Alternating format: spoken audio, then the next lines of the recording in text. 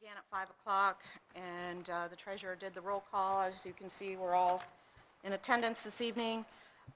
We immediately went into executive session for the purposes of discussing personnel and property as permitted under the Ohio Revised Code.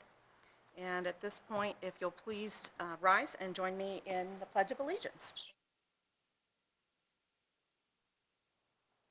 I pledge allegiance to the flag of the United States of America and to the republic for which it stands, one nation, under God, indivisible, with liberty and justice for all.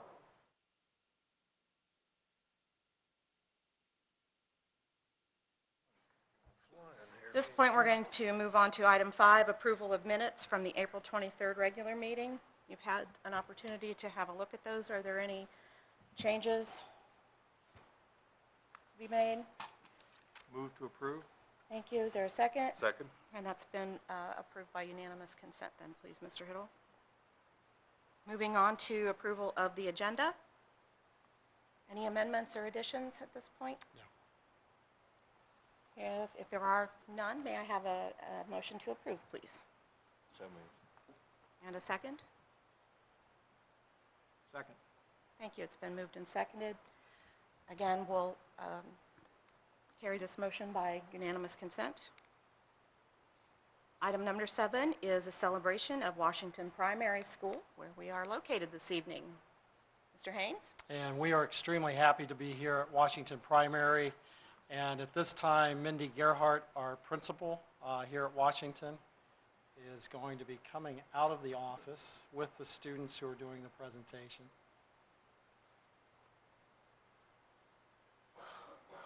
She's organizing. Yes. Here we come.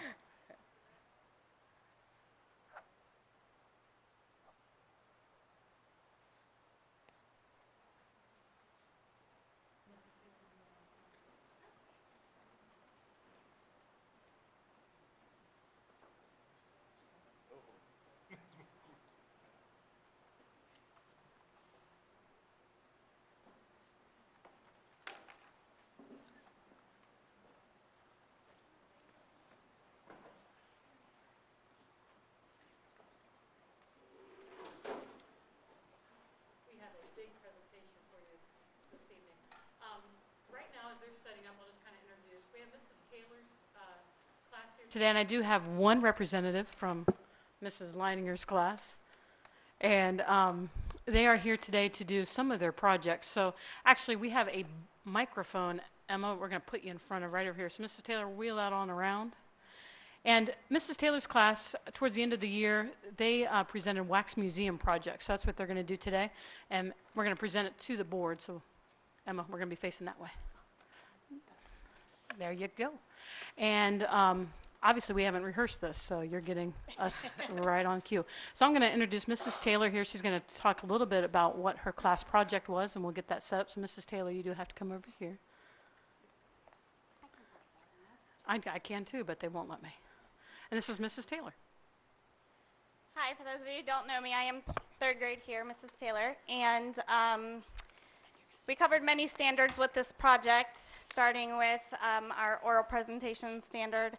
Our writing standards we covered were research and covering a topic about a certain person. I gave my students a list of people that they could choose from, and there were probably about 30 people on the list, but most of them chose someone who was not on the list, which I thought was great. They wanted to research someone of their own interest. So they took someone, they researched them on the Chromebooks, they wrote a report about them, and I guided them through. I gave them note cards, and then they took off from there. They had a rubric to follow, and that was it. They did everything on their own.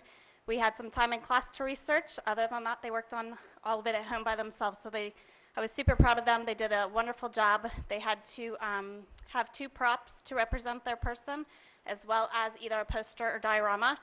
I think almost all of them did a diorama, and they did a wonderful job with those. And then they had 5 note cards in which they were to present us their facts about their person, and by the time they were finished with the wax museum, almost all of them had their note cards memorized because they had done it so many times because they practiced for the other students here. the second graders so that they could see what they were going to do next year. And so most of them had it memorized by the time we were all finished. So they did an incredible job. I was super proud of them. And Emma is first. And you may go. And they were trained pretty well. When Miss Gearhart came in to listen to them, some of them just stared at her, and she kept looking at me and asking them why they were staring. I said, they've been trained. You have to tap them because it's a wax museum. So she had to walk over and actually tap them before they would even talk to her. So, so it was a great project. All of my kids are still talking about it. They wrote about it today as one of their favorite memories, and they did a great job. So this is Emma. See, she wants me to tap her. Have you bought my new autobiography yet? Hi, I'm Laura Ingalls Wilder. I was born February 7th, 1867 in Pepin, Wisconsin. I was born to Charles and Caroline Ingalls. I had 3 sisters and 1 brother. Their names were Mary, Carrie, Grace, and Frederick Ingalls. My family moved around a lot because we had troubles with crops and Indians. I grew up mostly in Walnut Grove, Minnesota. I started teaching in Walnut Grove in 1874, and I taught kids my age. I met Amunzel Wilder in 1885. We got married and moved to Mansfield, Missouri. My family, I had 1 child that died as a baby. I had another child named Rose. After a long teaching career, I retired. I began to write books. After a long teaching career, I began to write books. Rose encouraged me to write them. In 1910, I wrote my first book. I liked writing so much, so I wrote more. I wrote over 8 books. These books are about me growing up with my family and living on the prairie. I died in 1957, but my stories lived on. My most famous books were the Little House on the Prairie series. The TV show, Little House on the Prairie, was based off my books. Melissa Gilbert played me in the series, which aired from 1974 to 1982. The show was very popular and is still watched today. Thank you. Do you have any questions? No, but that was awesome. Emma, Very good. Thank you, Emma. can you just turn around and say hi to the camera so the folks at home can see your outfit and your Hi. cute face? Thank you. Very nice job.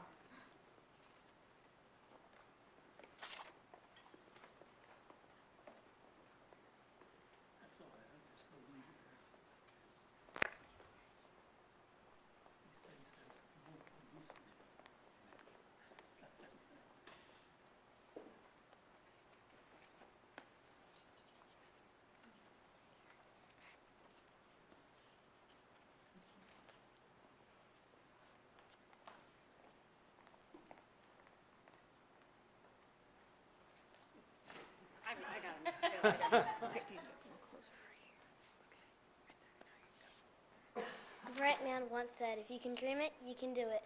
Hi, my name is Walter Elias Disney. I was born on December 5th, 1901 in Chicago, Illinois. My mom and dad were Elias and Flora Call Disney. I went to school at McKinley High School and took night classes at Chicago Academy of Fine Arts. I never graduated from high school nor college. I drew cartoons for the school newspaper. I met a man named Ub Iwerks, and we started a commercial company called Iwerks Disney Commercial Artists. Then I started Laugh-O-Gram Studio, but didn't make enough money to pay my employees, and I had to close my business. I decided to set up a studio in Hollywood, California. I used to do anything for attention, and I remember finding a field mouse and tying a string to it like a leash. I took it to school, and one classmate spotted my new pet and screamed. At that time, my teacher also saw it and punished me. In 1925, I hired a young lady named Lillian Bounds. In that same year, on July 25th, I married her. We have 2 children named Diane Marie and Sharon May.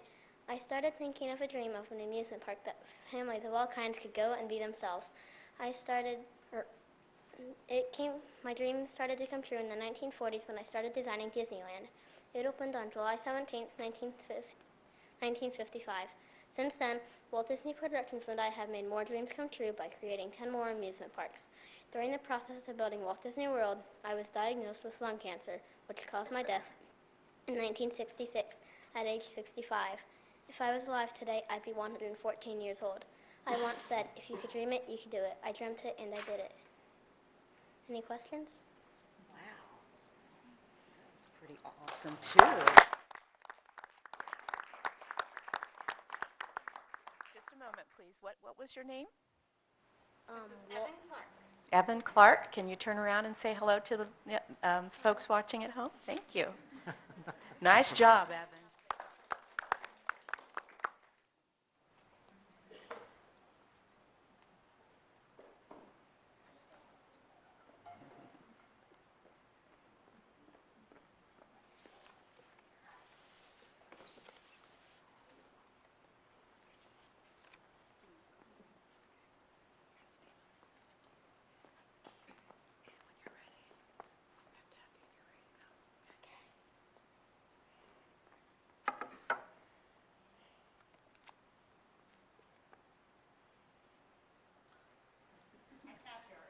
Hello, my name is Jackie Robinson. I am known for playing baseball. I was born on January 31st, 1919 in Georgia. I had 3 brothers and 1 sister. I went to school at John Muir High School. I was the quarterback of the football team, the top shooter on the basketball team, a broad jumper, and tennis champion. I went to college at UCLA, University of California, Los Angeles. I was the first UCLA student ever to letter in 4 sports, and those sports are football, basketball, baseball, and track. I left college early because I signed on with a semi-professional football team, which was the Honolulu Bears. In 1942, I was drafted into the Army. I was assigned to a segregated Army Cavalier unit in Fort Riley, Kansas, and then was admitted to Officer Candidate School. After my girlfriend Rachel finished college and I was out of the service, we were married on February 10, 1946 in Los Angeles, California. We had 3 children, Jack Jr., Sharon, and David. In 1946, I signed with the Montreal Royals, which was the farm team for the Brooklyn Dodgers. On March 17, 1946, I got on the field as a Montreal Royal. It was the first time that there was a black player playing alongside whites in a scheduled game. In 1947, my contract was purchased by the Brooklyn Dodgers, and I got my first number 42 Dodgers uniform. I was the first black player in the National League, one of 2 divisions in Major League Baseball. I won the Rookie of the Year award in 1947 and was the National League batting and stolen bases champion in 1949. I won the National League's Most Valuable Player award in 1949, and I was a 6-time All-Star between 1949 and 1954. I retired from Major League Baseball in 1956 when I was 37. After I retired, I was a vice president of a company, and then I co-founded a bank in Harlem, New York. I was also the first black TV sports analyst. In 1962, I was inducted into the Baseball Hall of Fame. And in 1972, the Dodgers retired my uniform number 42. On October 24th, 1972, I had a heart attack and died. I was 53 and buried at Cypress Hills Cemetery in New York. Some other things you might not know about me are, if I was still alive, I would be 95. On April 15th, 2004 was Jackie Robinson Day. All Major League Baseball wore my number 42 on that day. In 1997, the number 42 was retired throughout Major League Baseball. This was the first and only time a jersey number was retired in all of a pro sport league. Mr. Luby, you're our sports guru. Do you have questions for him? I got to see you play once. Yeah. Yeah, you were tough. You beat my Pittsburgh Pirates. I'll tell you, you guys were good. Yeah. And I'm going to ask that you please tell the board your name and also the audience at home. Richard Price. Thank you. Very nice job, Richard.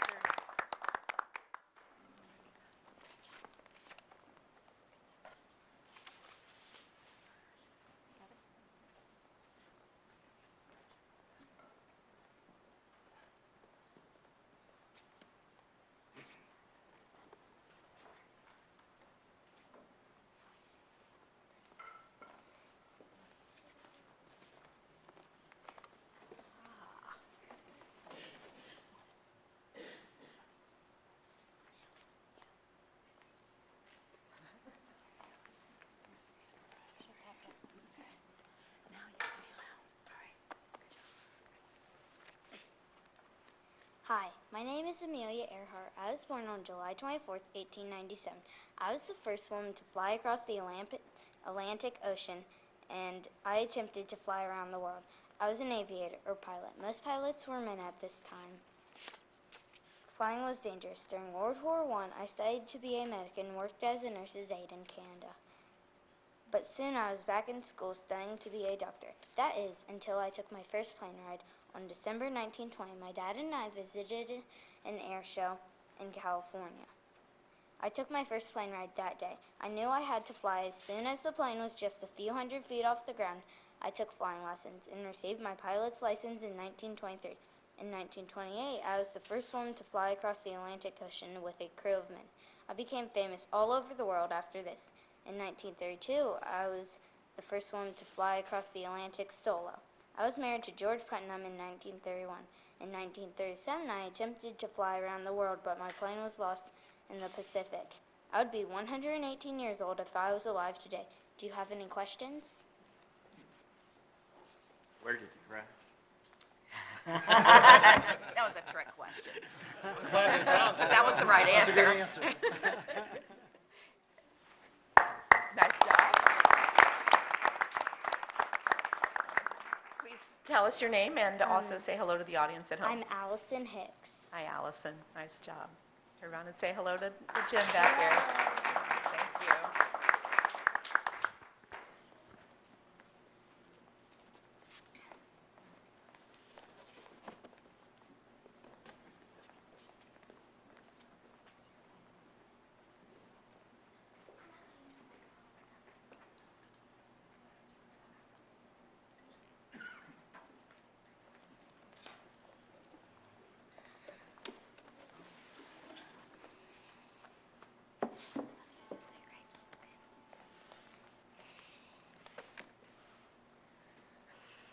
You're nothing but a hound dog for crying all the time.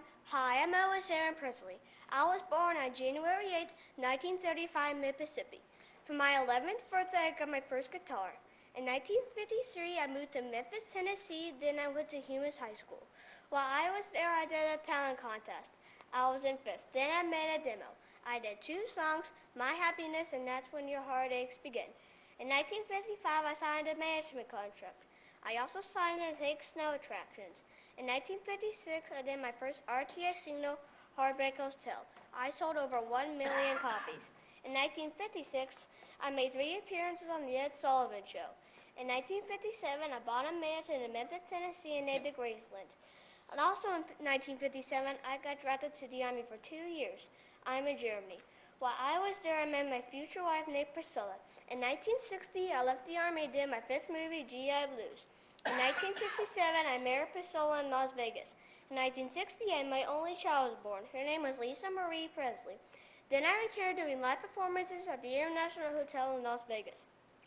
In 1970, I filmed my last movie. I made 32 movies. In 1970, I started wearing my famous jumpsuits and capes on stage. Also, I made TV history when I did a show called Elvis Aloha from Hawaii via satellite. Over 1.5 billion people watched. On June 26, 1977, I did my last performance in Indianapolis, Indiana. On August 16, 1977, I died at Graceland. Even though I've been dead for almost 38 years, I'm still considered the king of rock and roll. Thank you very much. Nice job. Mr. Luby, did you get to see him perform too? No, I missed that. I listened to his records, though. Oh, yeah, absolutely. I think all of us Always did. enjoyed those, yeah. Any questions? Just please tell us your name and turn around and say hello to the cameraman, please.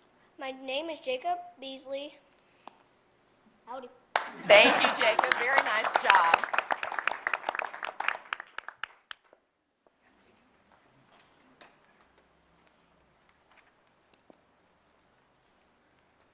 And this one is Cameron, and he is from Mrs. Leininger's 3rd grade class, and a lot of the students in her room, every student in her room, also researched someone and made them out of 2-liter bottles. So he is here to present his bottle person to you and read his report. Date of birth 1398, place of birth Germany. When growing up, he got taught how to read books, but it was written by hand and he knew a way of making books. It was called black printing, but the printing first cut a block of hardwood the size of a page. He cut every word of a written page. John Gittmer did go to school. It was called Horace Caitlin Elephant, and he went to college. It was called University of Oregon in England. No one knew if he got married or had kids. No one knew. He had a printing job. He made the first Bible, and he made a gold print of the Bible. Interesting. Thank you so very much.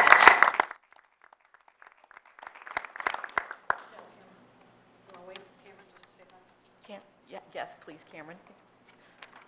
Any questions of Cameron, his report? Thank you so very much. Thank you for having us. Does anybody have any questions for any of us? Nice job, very Cameron, creative. Cameron wanted to come out for Mrs. Leininger's class, so yeah, that's why he's Oh. the only one out here tonight to present his bottles. We have several of them on a podium. It was on a table that you guys are using tonight, so we just kind of put them on a podium. Okay. So he wanted to come out and share his on his own, so I appreciate him doing that. That's great, thank you.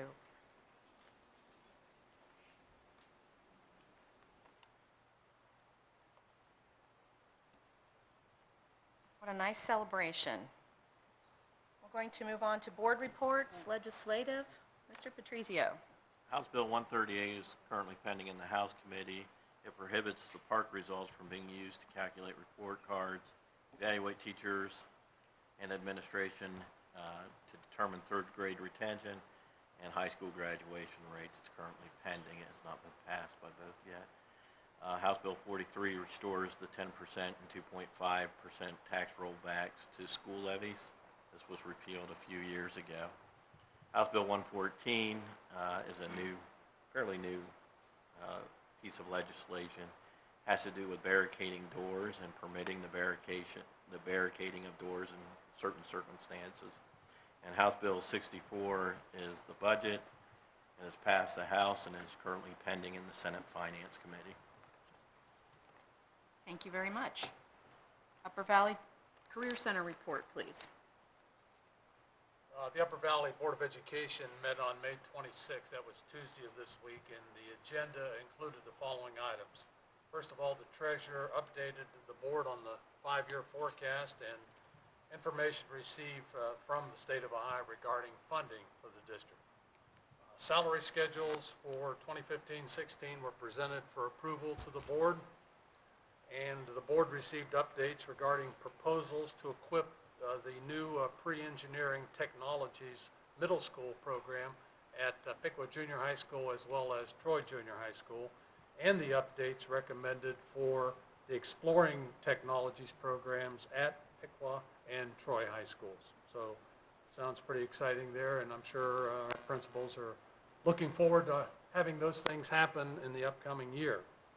Also, various policies were recommended for revisions in the policy handbook, and 4 businesses were selected by the Career Center for the OSBA honor roll. That's all. Mr. Hyde, anything to add? We covered the meeting. Okay, thank you very much. Mr. Patrizio, we're going to ask you to report on the diversity committee later on in the agenda under old business, if you don't mind. Sure, I think actually. I'm sorry. Okay? Dave's going to do that. Okay, I'm sorry. well, okay, sorry, thank you. At this point on the agenda, we are to hearing of the public regarding agenda items, and I have no requests from the public regarding agenda items. So we'll move on to the treasurer's report. Mr. Hiddle. Good evening. Tonight I have some great news for Piqua City Schools. The news is that our S&P bond rating has been upgraded from an A- or an A+ to a double A-. And at first you think we had an A+ and now you have a double A-, but it works as an A, then double A, then triple A as being the highest. So the Board of Education's bond rating improved, and what that means in reality is that we go back, if we have the opportunity to refinance our tax issue, our bond issue for the new buildings, we would have lower rates available to us by that upgrade. And that's taken a lot of work on part of the community, on part of the board, our staff, everyone, to be able to make that happen. I don't want to think that it's something that just the treasurer's office came up with, but it's a a good sign that we're doing things correctly. Some of the things that we've been doing policy-wise and the final reading for the cash reserve balances coming into play, that helped with that process, as well as our cash reserves helped make those decisions. So it's great news, and everyone should be pleased with that kind of an outcome, because in the day and age that we're currently in, especially with all the debt that's been given to us, the potential debt for the retirement fundings, a lot of districts have received downgrades, and so for us in those kind of headwinds to get an upgrade is a good result. Any questions about that? The next thing on my agenda is the 2014 audit update.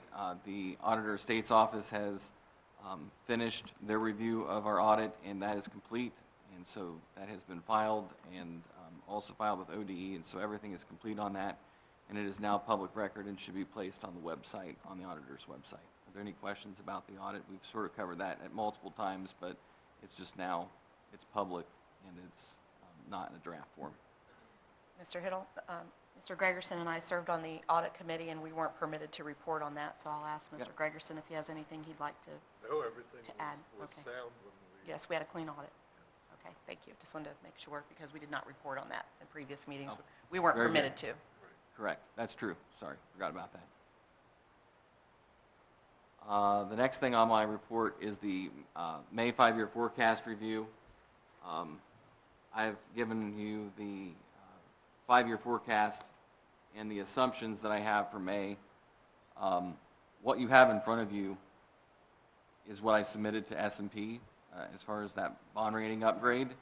And what I will note about this 5-year forecast is that it has been created with the intent that House Bill 64 would stay in place. So I'm going to read you something, and then we'll have a conversation about what the 5-year forecast says, because this was sent to us today. This is a Senate budget update sent out by BASA, OSBA, and OASBO. And I'm going to not read the whole thing, but just a point. At this point, there has been little information provided on the direction the Senate will take in its version of the budget. Various reports have indicated that the Senate is considering deeper tax cuts than those proposed by the House.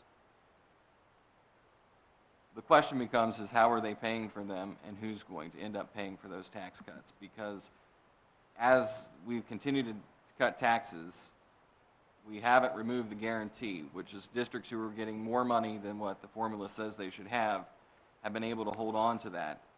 And the cap has went from 10% down to 7%, and so what are we going to see? What's going to happen to that number? Is it going to be reduced further? That's a very big possibility.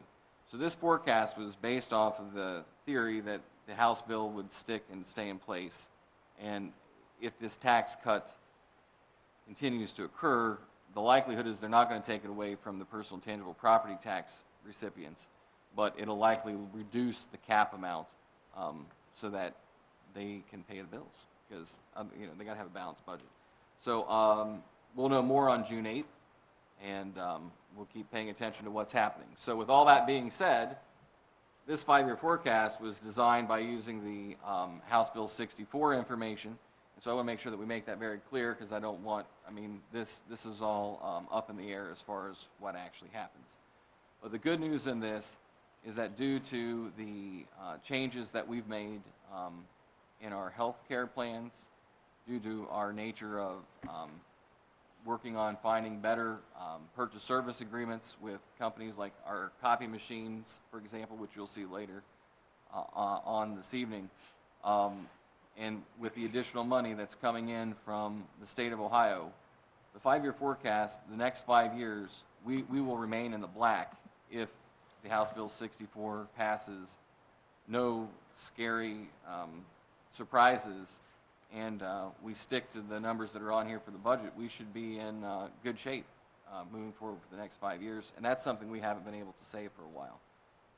But then again, I caution that that's all based off of House Bill 64. So you can call your senators. I'd be happy to have you do that. But we need help on making sure that the current proposal by the House stays in place, or at least the Senate doesn't reduce the cap farther than it already has, from 10% to 7. So, are there any questions about what's in here? I don't want to spend a lot of time on this because I just, we're at that point in biennium budget where I don't know what's going to happen. This is the best guess of what I can tell you at this point in time. And I can tell you our ending cash balances for fiscal year 15 could change depending on how the cash flow goes out in June. It tends to be a strong month, and we don't have a lot of revenue coming in. But that's where I'm at this point in time. Are there any questions? Can you amend the forecast on June the 8th? So that we I will can- give you an update as to Okay. what happens, and then I will continuously update this, and then we will have a final one. And the best one is going to be in October when we come back, and we actually have, our staffing will be in place, because that's another factor that's not included in this. As staff is retiring, or we get changes in staff, all those things are not, known at this point in time. So as we move towards October's forecast, we'll have staffing in place, the budget will be in place. And so the October forecast has always been the more accurate conversation. The May forecast is just sort of wrapping up the fiscal year and sort of where we're going to be at the end of the fiscal year. Thank you. More positive news for us as we move into your agenda? Yes. Good. Our expenditure chart, as you can see, expenses continue to remain pretty stable, which is a good thing. That means that our 24 pays, we don't have those big bumps that we normally have in our payroll. January is a bigger month because of paying the supplemental pays, and May will also be a little bit higher month. But overall, our expenses are right on target with where they need to be. Looking at our revenues are a smidge higher every month, and that's why we're sitting in a good fiscal position. We're not spending more than we bring in, and I can assure you that we'll finish our 8th year in the black without any issue. Are there any questions about the reports that we received? And item 2, I'm just asking for the approval of the May 5-year forecast. I have to upload that and send that off through EMIS to ODE. And item 3, the appropriation update. There are 2 things that we're increasing on appropriations. That is the straight A grant needs to be appropriated, as well as the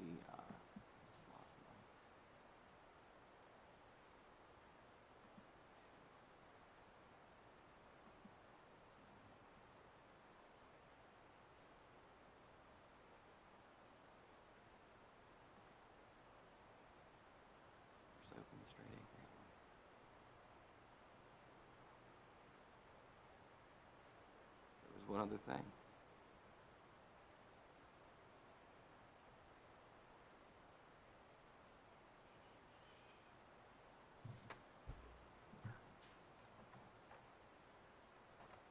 Is it on a separate report?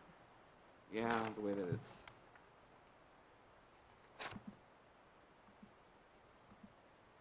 Oh, I know what it was. The bond retirement. When we refinanced our bond issue on the junior high, state auditors require us to post those bond refinances, and private auditors do not require it. It's just a change because we know the state auditors are coming. After talking to both the state and private auditors, it's a kosher, but we have to go ahead and put those on the books, so we need to appropriate them. And then, so those are the 2 changes. So things that we already know that the straight A money's coming, and we already know that the bond issue is being refinanced. So it's just a technicality that we have to go through that process. And we discussed that in the agenda review. Could you maybe expand on that a little bit? That we've had CPAs from public accounting for 10 years, and now we have to, for the reason for that. Yeah, the auditors that are going to be in the district for the next 2 years are going to be state of Ohio auditors. They allow you to be out with a public firm for 10 years total, no longer than 10 years. And then you have to, at a minimum, be with the state auditors for 2 years. So we're approaching that cycle of our 2 years with state auditors. So that's that's the difference, and different auditors want to see things different ways, and so that's the reason why we have to do it this way. Otherwise, we would not have needed to have. Thank you. made that I think that provides a little more in-depth explanation. Yep. There's a fund-to-fund transfer on here. This is to dissolve the YES team and to reallocate those monies into two different accounts that Mr. Clark requested, principal at the junior high. Are there any questions about that? The Piqua City Library resolution is on here this evening for approval. They're asking for the Board of Education to allow them to put the renewal levy for the Piqua Library on the November 2015 ballot. It's a renewal. It's not a new tax increase. It's a renewal of what they are currently doing. There are no changes. Any questions about that? Then our yearly recommend the board approval of the student insurance contract with G. William Fox Insurance Agency. This is for health insurance for our athletes. So it's a supplemental insurance plan that we make available to our parents. Any questions? If there aren't any questions of Mr. Hiddle, I'll entertain a motion to approve the treasurer's agenda as presented. So moved. Is there a second? Second. It's been moved and seconded. Mr. Hiddle, will you please call the roll?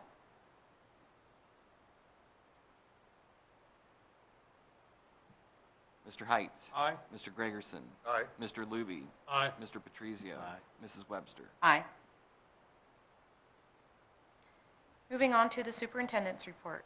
Item number 1 is dealing with a new video clip series that we're starting. We've developed the first 3, and over the summer we'll be using some high school students that are in the media class, and also our production team with the tech crew that we have, and looking at doing additional video clips. We have slated 14 total that we would like to do starting this spring and going all the way through fall.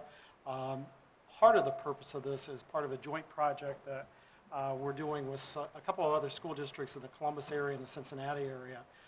Hilliard is one example over in Columbus, and also some potential districts in Cincinnati. But basically, it's addressing the whole idea that public schools are no longer the only choice in cities, in towns like ours.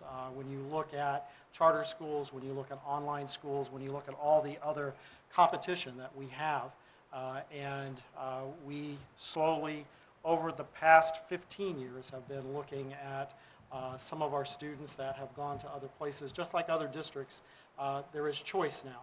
So we're not the only game in town. So part of the whole idea of video clip series is being able to look at and showcase some of the things that we're doing. If you think about what we've done with our tagline or our motto, we started with committed to excellence. When I first came on board, we did some surveying with our public, and the public survey came in looking at a very good interest of making sure that they were getting a good value for the dollars out of our school system. And if you think about the fact that in that time, and I'm talking almost 8 years ago, basically economics was not good anywhere in the country. And the concern of a lot of people were the fact that districts need to be living within their budget. And Mr. Hiddle noted tonight that we are headed for finishing our 8th year living in the black here at Piqua City Schools, and that's something that came out of the surveys. As we have continued to survey our public, what came in on our most recent survey, which was last spring at this time, was a shift of making sure that we are showcasing our opportunities that we provide at Piqua City Schools, which are very unique compared to many of our competitors. When you look at it, when a student goes online or to a charter school, they're not necessarily getting the attention that they receive that our staff is providing at Piqua City Schools. When you look at the fact that a lot of the online competition is truly online and there's no additional help as far as live, we've added programming like our second shift and NovaNet, which we're switching next year to a more advanced software. And so a lot of things have occurred in public education over the last couple of decades, and some of my peers out there and myself are looking at how can we make sure that we are competing and marketing what we do well. Because as educators, we're not always the best at getting out there and marketing. We do great things in our classrooms. We do great things throughout our district, but we need to make sure that they're aware. So the series that we are starting, and the first one's, just like the other districts, starting off with their 1-minute clips. Keep in mind the attention span. It's almost a short commercial is the whole idea of it. We have it currently playing on our websites, but like the other districts, we basically, first one is done by superintendent, second one is done by curriculum folks, third one is done by the treasurer.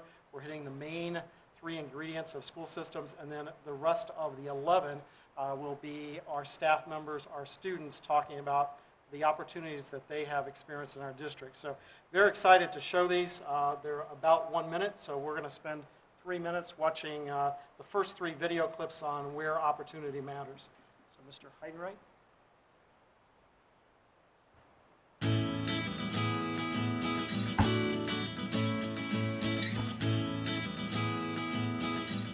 At Piqua City Schools, we are proud of our schools and our community. We offer strong academics, new facilities, great community partnerships, cutting-edge technology, and amazing athletics and extracurricular activities, all while being mindful of the taxpayer dollar. This is all part of the good value we provide to the community and our commitment to excellence in our classrooms. We do this because at Piqua City Schools, opportunities matter. Over the next few weeks, different members of our school district and community will share more about these opportunities and how they make the difference in a Piqua City Schools education.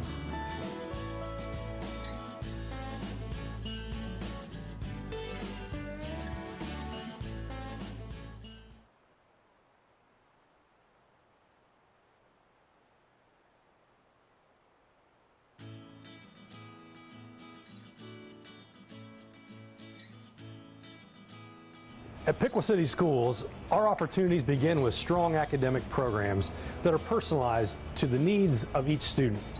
We prepare students for their futures by providing a strong foundation and enrichment programs to ensure college and career readiness. We take pride in partnering with our parents and our community members to support students at all levels. We want our students to be self-motivated, so they are driving their own instruction and taking advantage of the amazing opportunities we offer. From offering courses in science, technology, math, and engineering, to high school students earning college credits, and programs that prepare students for both college and the workforce, Piqua City Schools provides a great education for every student. Offering a personalized yet challenging curriculum that is supported by the latest technology is part of the commitment to excellence that we have here at Piqua City Schools.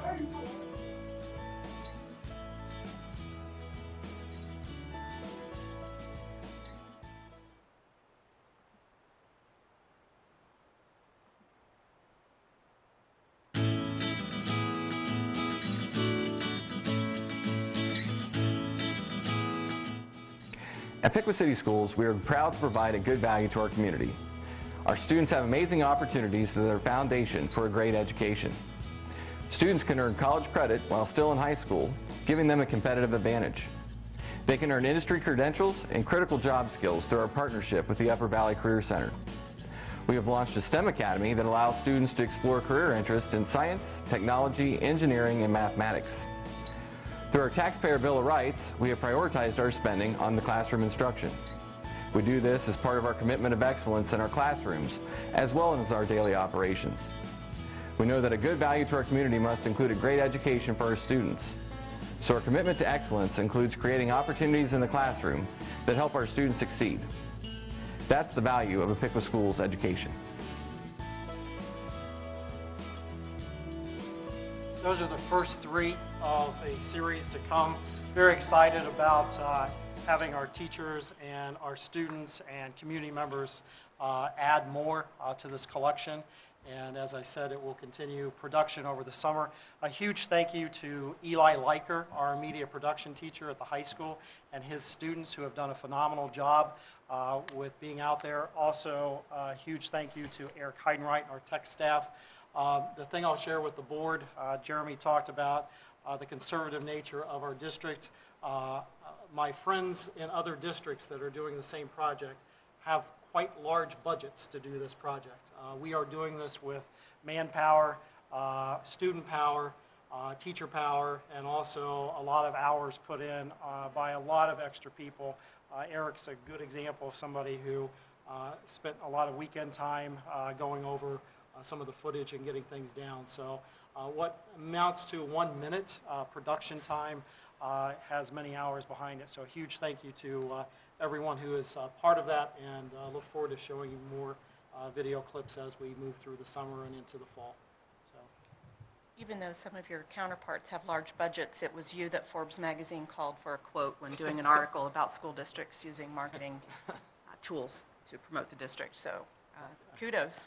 I appreciate that. So, and also ours is just as good as my peers who have the larger budgets, which is kind of fun for me to share with them. So it's been a great project, and I appreciate the help on it. Item number 2, human resources. Mr. Larson, our assistant superintendent, is going to share an update on human resources. Okay, as you can see on the personnel portion of the agenda, we have a number of staffing changes, personnel items, and this is something that's consistent throughout the state. We attached a document under the human resources update that shows the information from the state teachers retirement system, that this year is the highest so far for the applications for teacher retirements, active teacher retirements as well as inactive teacher retirements. And if you look at that chart, if you spend any time looking at that chart, what's probably the most concerning is how high the third quarter is for teachers, because fourth quarter is not completed yet, so fourth quarter isn't too scary right now. But if you look at the third quarter, it's higher than any time in the last 5 or 6 years. So we're seeing a number of teachers retire and administrators retire, and that's a result of the changes in STRS. So all the public pensions are going through reforms right now. The state teachers retirement system is one of the first to really implement the changes in order to provide kind of a ultimatum to employees to make a decision whether or not to retire. And this summer, the 2015 date is that first date that really is making an impact on people. So you see that across the state, and what that does is it creates a domino effect for schools. And you have a lot more mobility than we've had in the last probably 20 years or so in education, as far back as I can go.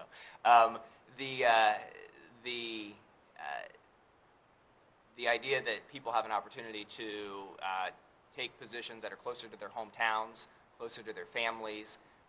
So we're seeing some of that. We've seen some teachers who obviously have retired, and we have replacements as a result of that. But we also have people who have left Piqua City Schools to go take opportunities that are closer to where they grew up, closer where their mom and dads are. We had a conversation with someone who was moving closer to home because of a health problem of a family member. So they have the chance to go back home or for whatever reason taking opportunities in other districts. And so with that domino effect, there's the negative of losing staff members, but we also have kind of a potential through that in terms of attracting some people back to Piqua. You'll notice in the personnel section when we go through our replacement staff, I believe at least 3 of the folks that we're bringing back are Piqua grads, are people that have graduated from Piqua. Some of them are taught here. Erin McGarren is a good example. Mm-hmm. She graduate, taught here, left, had some experience coming back as a guidance counselor. We're hiring, I'm asking the board to also, let's see, Alex Sperling, Piqua High School graduate, Jennifer Smith, typical high school graduates. So we're also benefiting from that process. And so it's one of those things where we want people to be where they want to be and where they're gonna thrive. And so we're seeing that transition. It's not over yet. We have about 25 certified and administrative vacancies. That's where we started with. Now we've filled about half of those, a little more than half of those right now. And we're in the process of getting the rest of them filled here in the next couple of weeks. So 25 for our district is a lot right now, and we understand that some more things can change in the summertime. So we've been aggressive. We've attended a lot of job fairs and been aggressive to attract quality candidates and get quality candidates on the agenda for you guys to have an opportunity to hire. But it's kind of an update of what's going on, the environment around the state. Like I said, this is not unique to Piqua City Schools. This is really consistent throughout the state. And looking forward, the other public pensions have some reform dates coming up in the future, PERS and SERS, that are impacting some of our employees and the decisions they're going to make in the next 2 years. So we'll keep you posted and keep you guys updated on how this is progressing. Have any questions? Good explanation, thank you. You're welcome. Item number 3, dealing with our redistricting for attendance areas for the 2 primary buildings, both for Washington and Spring Creek. We've been working on this for several years now, and the board approved the zone changes basically as Kurt South and Kurt Montgomery started working on the transportation component. If you remember, we sent them to a TransFinder training, and then TransFinder came on site and worked with the team over spring break. TransFinder is the computer software program that we use to do our busing routes. So we have an update and a request for the board later on in the superintendent's agenda for a small attendance zone change. But Mr. South, if you'd like to share, I'd appreciate that. Yes, good evening. As Mr. Haynes mentioned, we've been working on the bus routing, and obviously student safety is our top priority, but then also one of our priorities is efficiency. And what we noticed as we were working on these attendance areas was the initial line, you can tell between the pink side is Washington and the yellow side is Spring Creek. But this area that's in the Hardin Road area, the Johnson Farm area, there's really not a efficient way to get students from this side of that area to Spring Creek, because we have the river that runs through, and all of our bridges are south of that. So there's currently there's about 10 students that are affected by this, and this is grades PK through 3 only. But what we're asking for is to include this triangular area in the Washington attendance area as opposed to the Spring Creek attendance area.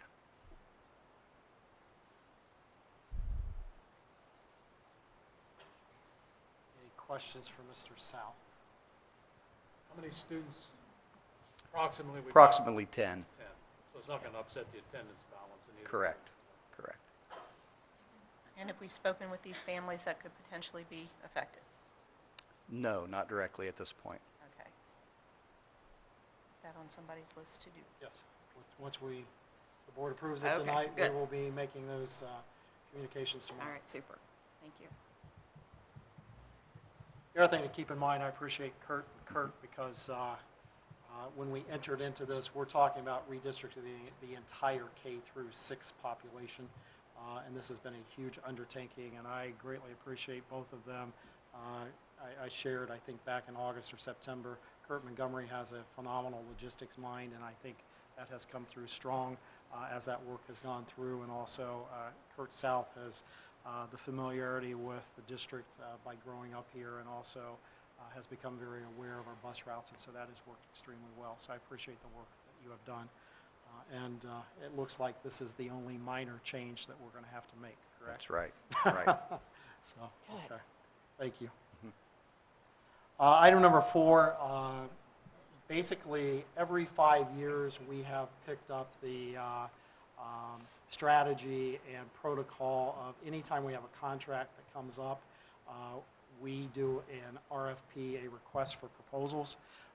That is something that we have been instituting for the last 8 years. And basically, if you remember initially, copier services, I think we were with, and Eric helped me out, we were with Xerox for over 2 decades and just kept continuing that contract.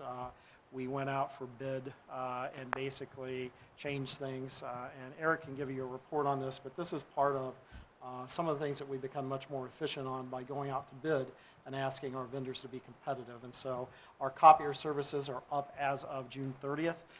Eric and his team have been working with Jeremy, myself, and looking at copier services, and he has a report to share with that, with good news. With good news, and basically this past month we did release an RFP for our copier and printing services, and I'm happy to say after a very competitive bid process that we do have a recommendation for you this evening.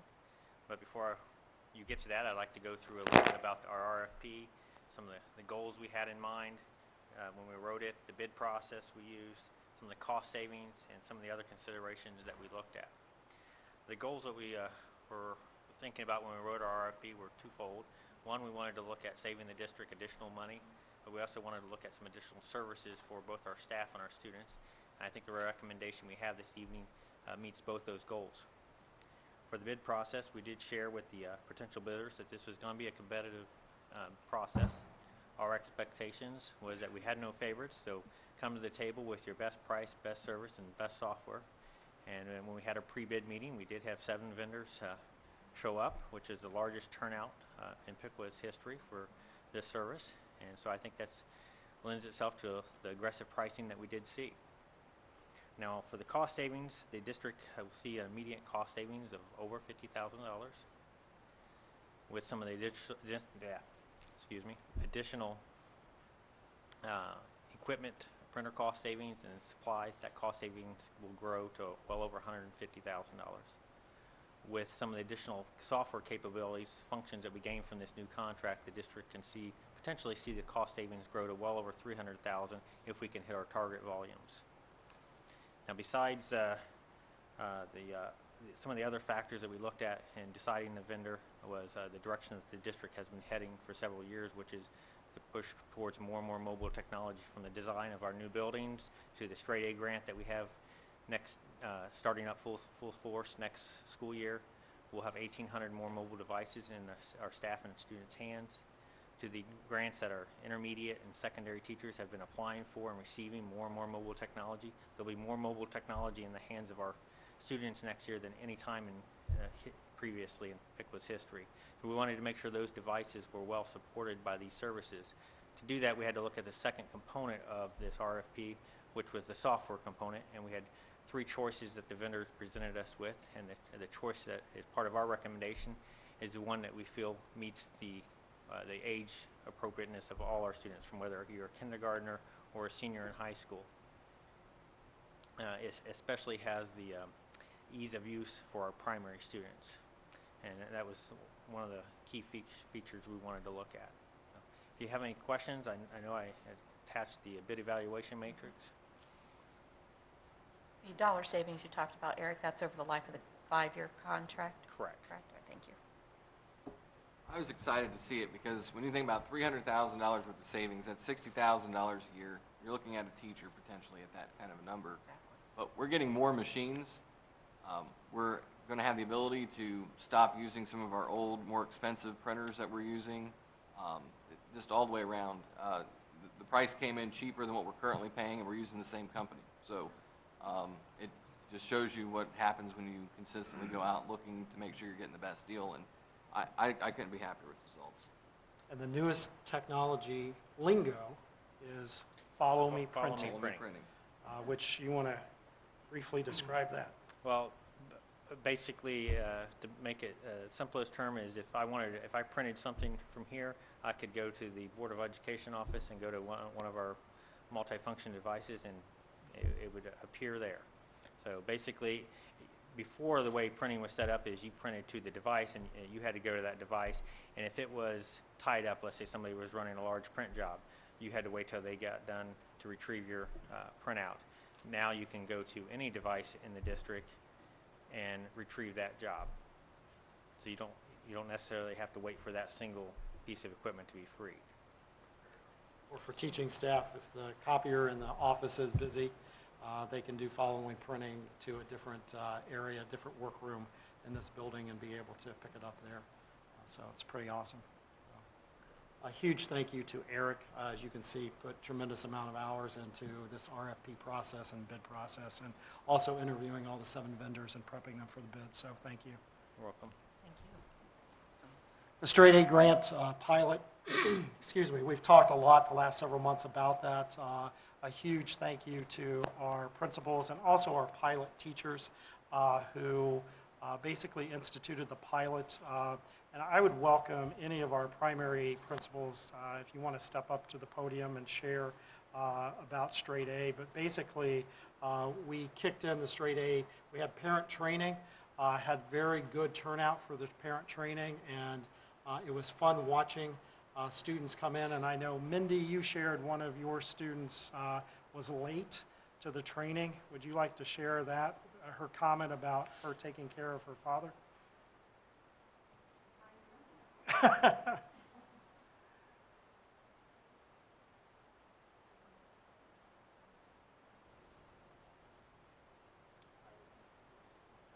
Yeah, I might need some help. I know that in our last parent training that or the parent meeting that we had, we did have a parent that came in late, and I'm trying to remember the whole conversation. But she was actually training her dad on everything that he needed to do on the computer to get things filled out and ready to go. So that was pretty exciting. We had a great turnout for, let's see, how many meetings have we had, Teresa? 3 with parents so far? 1 at each building, and then we had a combined post-meeting last week here at the building where the students got to show their parents what they were doing again in class, and then the parents were separated from their kids, and more was talked about what they were doing with the computers at home and maybe some progress that they were making. Unfortunately, I was playing dodgeball in the gym with the students, so I have no idea what the conversations were with the parents at that time. But it's been very receptive. Students are bringing them every day. We're starting to collect them now for the end of the school year. But sometime this past week, or this week, I think it was yesterday, I was in Miss Bolheimer's room, and the students, she told them to do something. They closed everything out on their computer, boom, boom, boom, had the slide up, doing spelling words on it. I was lost, and they were ahead of the game. So it's been a good project. It's been fun to watch from a standpoint of that happened in Mindy's building. I know at Nicklin, during the initial training, there was a set of grandparents that are guardians of their grandson, and basically he was showing his grandparents how to run the computer because basically they hadn't seen a laptop like what we were using. Remember, our Chromebooks are touchscreen, and so phenomenal technology, and the results that we're getting is great. Also, PBS brought in a film crew that taped our teachers and our students in action, showing, and they're going to use that to show other school districts how technology could be used within the classroom. Another thing we learned from this project, our teachers did a great job, and we did a flex. One of the staff members came up to Loretta and Eric and myself at the first training and said, can we have these go back and forth? And the initial pilot was to send them home and let them stay home.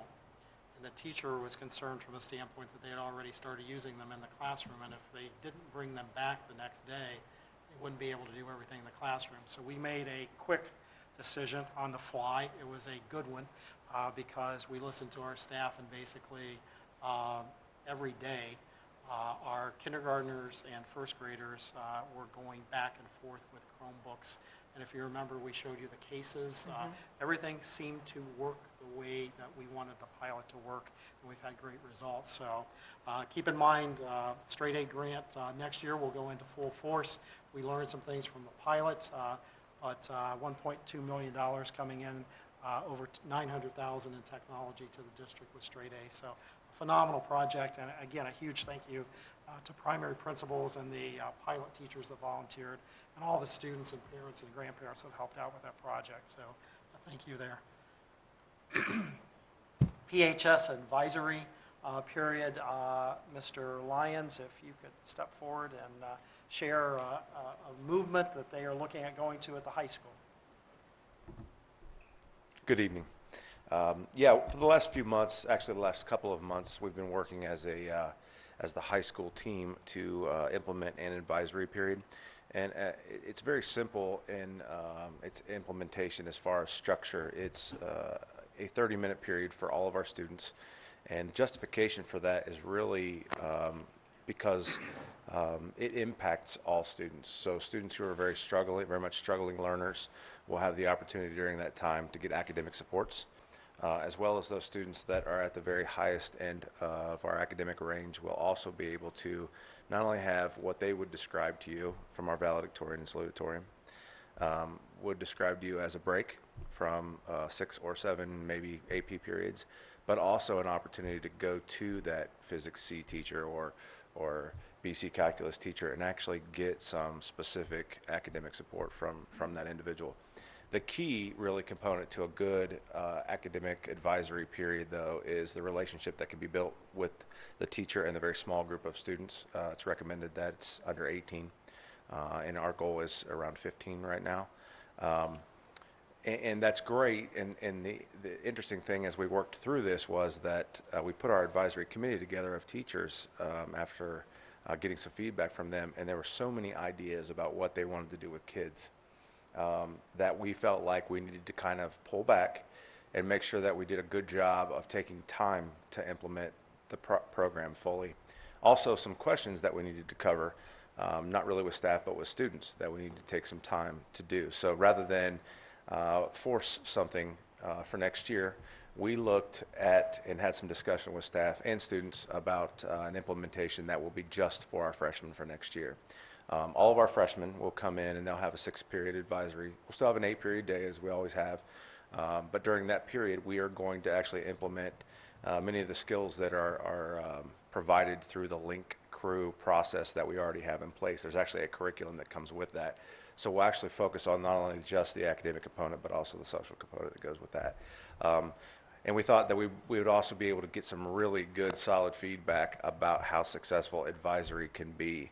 It's been a blessing to work with the entire staff on it because they're so much in favor and supportive of something that can really make a great impact on all of our students, like I said, all academic levels. And then really to make it real solid was when I had my last discussion with valedictorian and salutatorian. It was almost like a sigh of relief that if they could have just the moment in time where they could really focus on not maybe just themselves, but also their academics as well, because typically they have a lot of other things going on outside the school day. So great opportunity. We're going to spend with our committee next year developing a program that will be a 30-minute advisory for every student in the school day. Based on the survey results that we've done with staff, it is 30 minutes, and they've recommended that it be sixth period in the middle of the day. We've also, through that, reduced our amount of flex periods to 1 that our juniors and seniors will be able to take, which means they can leave earlier, come late, up to 1 period. It will help us and our kids, I believe, truly really focus on what pathway they need to be on as well. So a lot of different positives, but in an effort to make sure that we implement it effectively and with fidelity, we wanted to make sure that we took some more time. We're going to run it with the freshmen next year, and excited about it. I know that we worked very closely with the junior high as well. They already have a program in place, and to really build on that, they run some programs currently through what they're going to be calling advisory as well, and we had kind of adopted that philosophy for next year's, or the 16-17 program, which is our kids could get some AP work. They can also do ACT prep courses during that time. There's a lot of different areas that could be impacted as well. So I appreciate those folks over at the junior high for working with us as well. Thank you. One of the things that really spurred this for us this year was a building goal that our building leadership team developed in terms of supporting students academically and monitoring students' progress on a regular basis.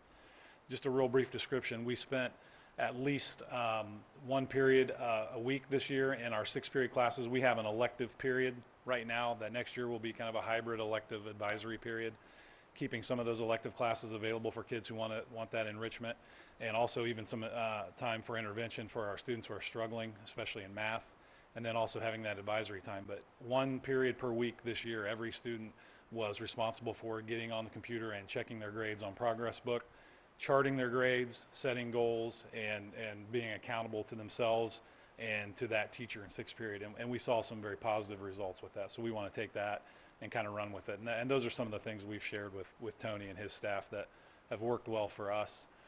Trying to work with the technology department on making that a more streamlined, efficient process, but all in all, it was a very positive process. Anytime I had a discussion with a student about anything this year, I was able to very, very specifically talk to them about their achievement and their progress. And they knew where they stood at all times. It was really nice. In the past, it's been, I don't know what my grades are, Mr. Clark. And this year it was, yeah, I know I have a C in math, I have a B in this, and it's been getting that awareness and that accountability for students, I think, has been critical. Jeff, in talking to some of our teachers in the end of the year resident educator program and their mentors, several of them at the junior high level had said that they saw a real benefit and impact on students from the tracking. And it really coincides with our district goals next year through the high improvement process of students being responsible and taking an ownership over their mastery of content. And as Tony said, with the ideas just flowing, they're continuing to flow in with our staff about how we get to that next level with that. With the new guidance counselor coming in, you mentioned Erin McGarren. She has experienced an advisory period at Indian Lake where she currently is. So she comes in with that experience. She's going to basically head up our committee. I have multiple volunteers to sit down with her over the summer and at the beginning of next year and plan activities, plan expectations for that advisory time. So we're excited about it. I can share back in the dark ages. Back when Jackie Robinson played? Almost, not quite that long. The high school yeah, not that far. We had every day a 30-minute at the beginning of the day they called an activity period, which was exactly the same thing, and that was back in 19. And it did just exactly what you're talking about. Now we didn't have the computers. You had to go to the teacher, but you could check your grades. You had your class meetings and all sorts of stuff. So there's a lot of benefit to that. That's what I grew up with, was used to. I think that's a great point about the interruptions, and that's one area that has been, in the last 4 or 5 years that the feedback we're getting from staff is constantly pulling kids out for things, whether it's a group of kids for discipline or to meet with counselors or for an activity or something like that, where we're taking class meetings. This is a time where we can pull kids specifically during that time and not interrupt the actual instruction. The team of teachers at the high school will say, this year's been great. We appreciate everybody working together to not impact it as much. But if you dedicate time that you're not impacting instruction, that's, I think, very much a positive for us too. So that's a great point. Sorry, Jeff. I was going to jump in and say the same thing. Our teachers have really appreciated that. We try to, just this week, as we're transitioning kids to the high school, people have been coming over, coaches, people who are pre-AP teachers who want to talk to our students who are going to be in their pre-AP classes and talk about summer assignments have come over, and I always say, sure, come on over sixth period. And we pull kids then, and they're not losing that core instructional time, and it really, really minimizes those distractions. I like how that ties to two of our belief statements that are on the agenda this evening. The first one for students and the third one for staff. That's really great. Nice collaboration as well. Thanks. Appreciate it. Thanks, Tony. Thanks, Jeff. Item number 7, building project update. Kurt, if you'll come on back up.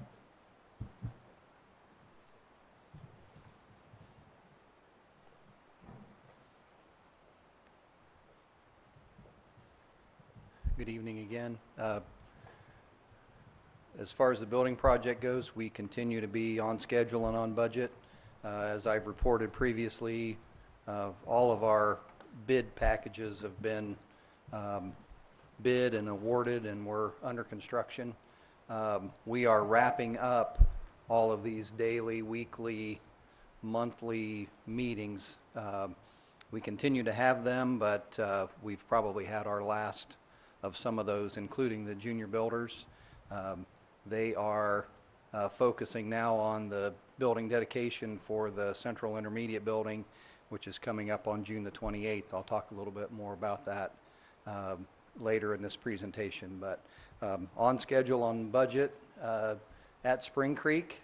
There's not a lot of things that really show from the road or from the building. We're occupying the building. They've got all the earthwork done for the front parking lot, but one of the things that we haven't spoken about much in any of my presentations is the bike path that we have. This is looking from Troy Sidney Road back towards the east to the building, and we were able to incorporate a bike path that's partially asphalt and partially concrete, and that will connect to Troy Sidney Road and then also back to the playgrounds. So that's our land lab on either side of the path, our future land lab, and we'll be able to have a dry place to walk from the building all the way out to the land lab, and then after hours or however we want to use it, we can use that for bike path for the public. So that is ongoing, and then in the very near future, you'll start to see the road being widened at State Route 36. We didn't want to start any of that construction while school was still going on, so as soon as Monday, we'll start working on that. There are some telephone poles that are being relocated and installed out there, but nothing that really interferes too much, Mrs. Anderson, I hope, with the educational activities that goes on at Spring Creek. Our contractors for those projects, the site work is Peterson out of Wapak, and then R.B. Juergens out of Dayton will be doing the turn lane. The intermediate building, we're finishing things up. We have our temporary occupancy. We are full steam ahead for our June 28th dedication. This is one slide that I've not really had, or I wanted to show. We've not really talked about the bus entrance, but we've got a covered entry piece for students that ride the bus and they come into the building. This would be towards the cafeteria side of the building on the north side. Also, we have bike racks that are being installed. This is looking towards Park Avenue, and the main entrance is sort of around the corner. That's the door to the gym that you're looking at. And then looking back that same way, this is from Park Avenue back towards the main entrance, and the area to the left that's gravel now will be the staff parking lot and student drop-off. And our contractors that I mentioned most every month, all of them are either finished or finishing up, but they've done a nice job for us. All of these contractors have been working with us. Upcoming events, dedication, I've mentioned a couple times, June the 28th, 2 to 4 for the Piqua Central Intermediate, and our junior builders will be stationed throughout the building and helping the public in their tours after we have the ceremony. Finally then, decommissioning of Nickland, Favorite Hill, Wilder, Bennett, and High Street. That will occur starting in June and be wrapped up by the end of the year. The process for that is the school district moves out, vacates the buildings, abatement starts, takes about approximately a month per building, and then the demolition. So you'll start to see those buildings start to come down over the summer, and it'll be kind of a sad time, but it is will be happening. And then just one last thing on the bus routes. I've talked a little bit about that, Mr. Montgomery and I, but also we've had lots of help from principals and bus drivers. TransFinder, the company that we've worked with, has been great to work with. We have all of our routes ready. We've met with drivers. We'll be assigning the routes here in the very near future, and then we'll be communicating with parents and students as to what routes they're assigned to, where the bus stops are, what the timing is, that type of thing. So, any questions? Thanks, Kurt. Thank you. Item number 8, as I've shared before, about 7 years ago, I was contacted by one of our alumni, Bob Hartzell, who was stationed over in the Philippines and ended up staying there, and basically was looking for some help with starting a school. And what has come to fruition over the last 7 years has been a wonderful experience with what's called the Noblesse International School Partnership in the Philippines. And as I put on the agenda, it's 2 parts is what I've shared with board members, that that international school now, which has grown quite a bit, would love to come and visit us with staff and students in May of 2016. And then they're offering a possible Piqua High School student staff tour sometime to follow. Not a commitment on our part, but that opportunity is available. Also to establish a Skype partnership between Piqua students and the international school students, and possible exchange between our students and staff for summer, semester, or year long. And then part 2 is something that needs much more exploration, but they are in a partnership agreement with a university in England to offer a degree program, undergraduate degree program, and then also they're potentially interested in a residency program for some of their students here in Piqua that would stay with us for the entire school year. I've shared this with the board, with their headmaster, and I've Skyped with him twice in the last couple months, and then have been in communication with Bob Hartzell quite a bit. What they're interested in doing, Bob will be, he visits every summer. He was here last summer. He'll be here again in July. If the board would like me to continue working with them, especially on part 1, with just establishing the potential for them to visit us next spring, and also setting up Skype relationships between our students and theirs, I'll continue working down that path. When Bob is here in July, they would be interested in potentially signing some sort of partnership agreement, and we would get that in advance, needless to say, and hopefully I could share that at the June board meeting. So just wanted to get thoughts from the board on, at least as part 1 look good to continue working on with that international school, because it does provide a great opportunity for our students to develop some communication and learning about other parts of the world.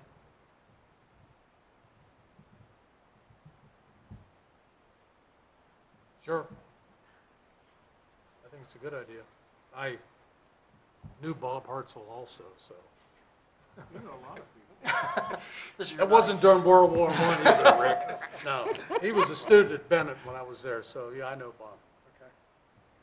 As someone who had the opportunity to be part of an international exchange, both hosting and traveling to another country, I think it's an excellent opportunity for our students, and I would support moving forward with part 1. Part 2 does scare me a little bit. Same here. Well, quite a lot, actually.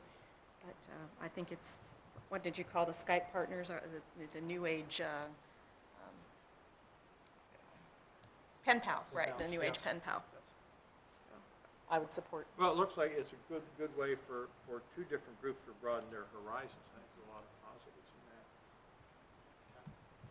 I'll keep working with their headmaster and also with Bob, and work on, over the next several weeks, some sort of partnership agreement, and have a draft ready for you then. So thank you for input on that. Number 9 is the enrollment charts, which were included. Any questions on those? Number 10, just later on in the superintendent's agenda, there's the first item is the approval of diplomas. Just a huge congratulations to our graduating seniors. We have a great graduating class of 257 as of today, and we have a couple that potentially are still working tomorrow. And then it's one where graduation is tomorrow night. And we look forward and invite the public to graduation tomorrow night at Alexander Stadium at 8 p.m. So looking forward to a great senior class. Also, we held class night last night, and a huge thank you to all of our community organizations, from Kiwanis to Rotary to the Piqua Athletic Boosters Club, all provide scholarships, and there's many more to our students. Also, a huge thank you to Piqua Education Foundation. They sponsored this year over $295,500 worth of scholarships to our graduating seniors and also to our alumni who are currently in college. And so it's one of those unique partnerships that we have. We have a great board, and the PEF board, Piqua Education Foundation board, sponsored a celebration for education last night as a reception before the class night, which was a nice event. We appreciate everything that they put into that, and also greatly appreciate the $295,500 in scholarships for our graduating seniors and our alumni who are in college. So a huge thank you there.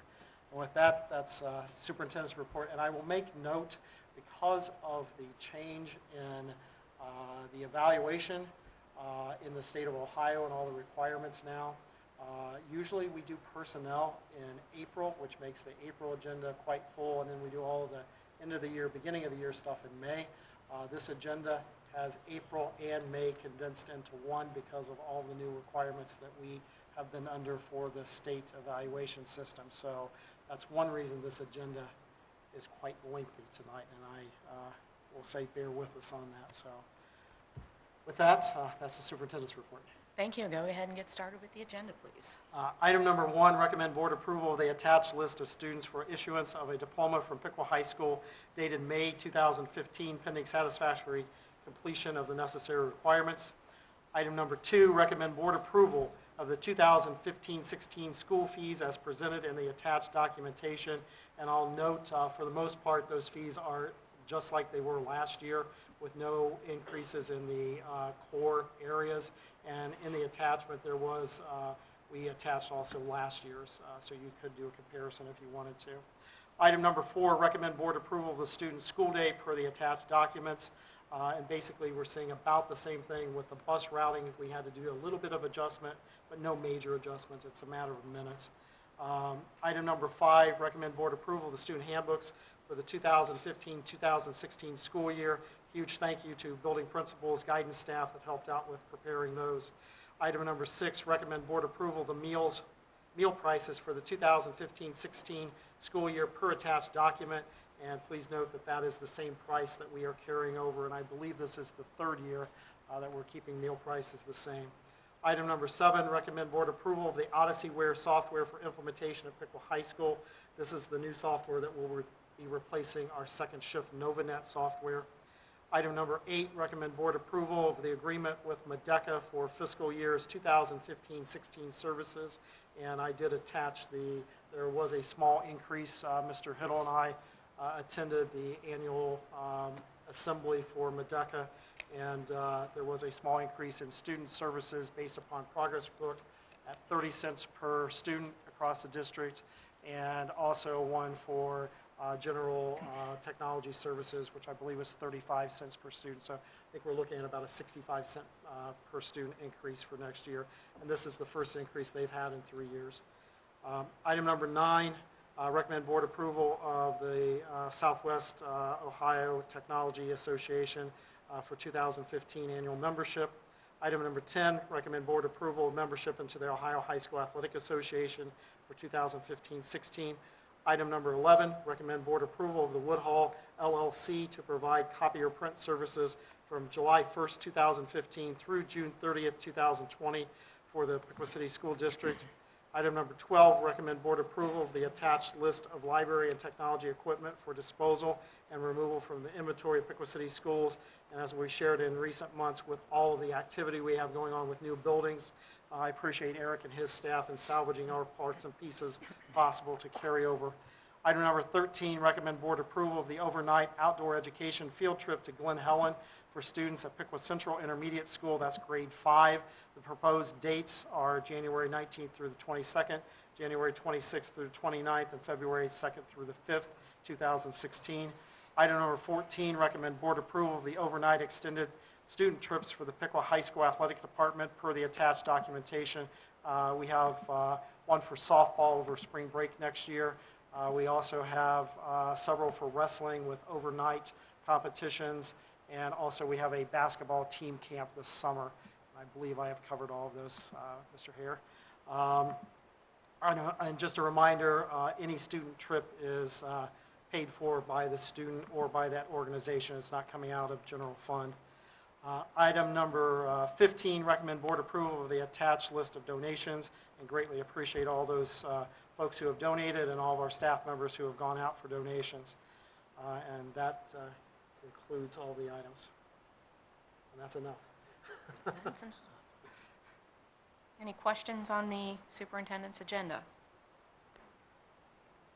Just a comment that it's great that we were able to maintain meal prices for the last 3 years, and you also shared with me that our prices compared to other districts are very reasonable, in fact, lower. We actually are, I believe, the lowest in the area now. And you're being pressured by?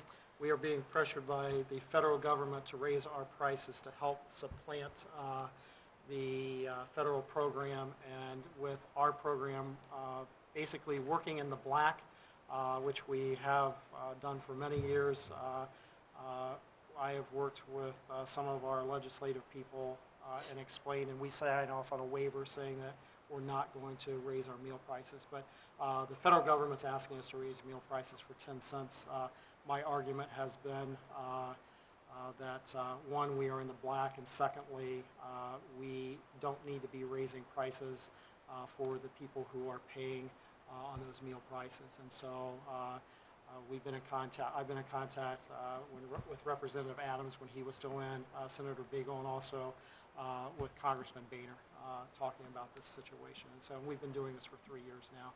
So it's one where there's no need at this point showing that we need to raise the meal prices. Thank you. Yeah. Anything else on the agenda you'd like to add that wasn't covered during the report? I think that takes care of everything. Anybody else? And we'll entertain a motion to approve the superintendent's agenda. So moved. Is there a second? Second. It's been moved and seconded. Any further discussion or questions? Hearing none, Mr. Hiddle, will you please call the roll? Mr. Gregerson. Aye. Mr. Height. Aye. Mr. Patrizio. Yes. Mr. Luby. Aye. Mrs. Webster. Aye. Moving on to personnel agenda.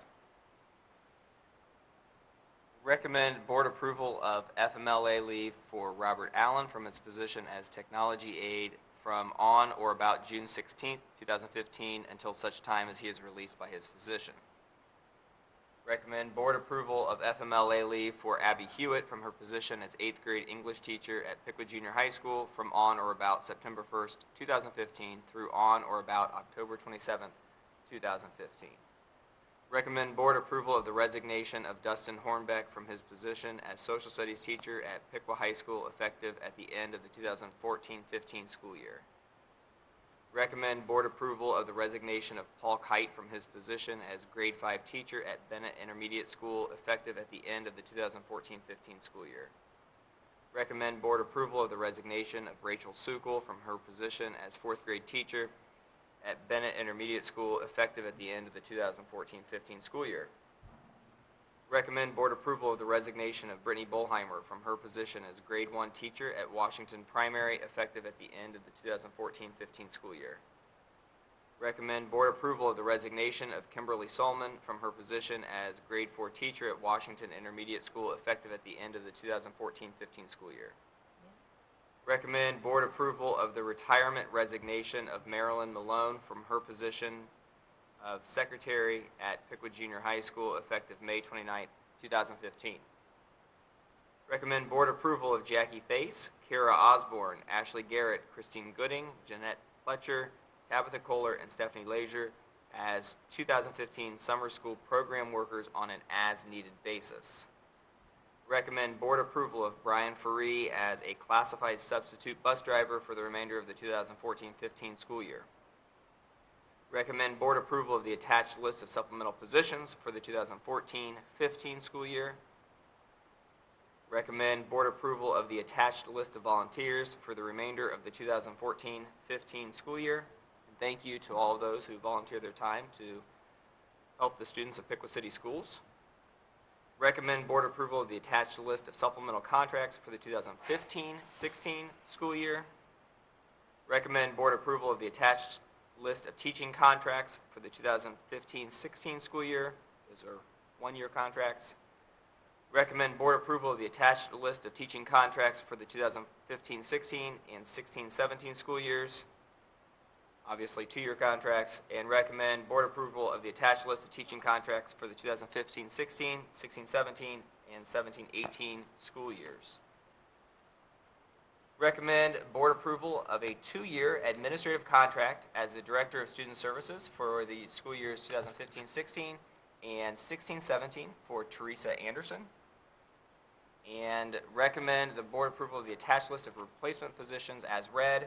Aaron McGarren as guidance counselor at Pickwood Junior High School, replacing Linda Reason, who retired. Alexander Sperling as 7th grade science teacher at Pickwood Junior High School, replacing Vicki Miller, who retired. Kyla Starrett as language arts teacher at Pickwood High School, replacing Paul Buckles, who resigned. Jean Gottemiller as math teacher at Pickwood High School, replacing Matthew Kearns, who resigned. Jennifer Smith as PE teacher at Spring Creek School, replacing Cheryl Burkhart, who retired. Kelsey Treon as Spanish teacher at Pickwood High School, replacing Carolyn Crowner, who resigned. Lauren Mailing as guidance counselor, replacing a Miami County Educational Service Center contract. Lindsay Mullenkamp as guidance counselor at Pickwood High School, replacing a Miami County Educational Service Center contract. Tony Riley as guidance counselor at Pickwood High School, replacing a Miami County Educational Service Center contract. Georgia Wilson as guidance counselor at Pickwood High School, replacing a Miami County Educational Service Center contract. Those are all people who have been with us, and we're making a transition from them serving as ESC employees to Pickwood City School employees this coming year. Elizabeth Myers as math teacher at Pickwood Central Intermediate, replacing Paul Kite, who resigned, and Stephanie Friend as first grade teacher at Spring Creek Primary, replacing Brittany Bolheimer, who resigned. Skip number 11. Did I skip one? 11. Casey Pace, thank you. Casey Pace, a social studies teacher at Pickwood High School. And that actually should say replacing Mike Riley, who retired. That's the actual position that she's replacing. That was an error in the document that we were keeping. Whew, that was a lot. Recommend board approval of the attached list of straight A grant pilot stipends as attached. I would like to take a moment and thank the administrators, the teachers who served on the selection committees, and the people who are continuing to serve on the selection committees. Mr. Haynes for his flexibility and allowing me to put multiple items on his calendar that he doesn't know about so that he can meet the candidates so we could get them on the board agenda. We are continuing to work feverishly to fill all of our positions, and again, I appreciate everyone's time and commitment to making that happen, to bring the very best staff members to Pickwood City Schools to serve our students. So thank you to the staff members who are retiring and moving on for their years of service to Pickwood City Schools and our children. Okay, thank you. Any questions or comments? Hearing none, entertain a motion to approve the personnel agenda as presented. So moved. Second? Been moved and seconded. No further discussion or questions? Mr. Hiddle, please call the roll. Mr. Gregerson. Aye. Mr. Luby. Aye. Mr. Height. Aye. Mr. Patrizio. Aye. Mrs. Webster. Aye. With the exception as I abstain for the assistant volleyball coach. I'd like May I to say add- thanks for putting the guidance counselors under. Yeah, Or- we definitely have an initiative to bring more ESE employees onto Pickwood City School contracts as feasible. So we're looking forward to that change, and I know those folks are looking forward to that change. I also should have thanked Polly Reynolds for all of her work, and the other folks in the board office, Sarah Devers, who handles all of the onboarding of our employees once we select them. So thank you to everybody, all those other people who serve in this extensive process.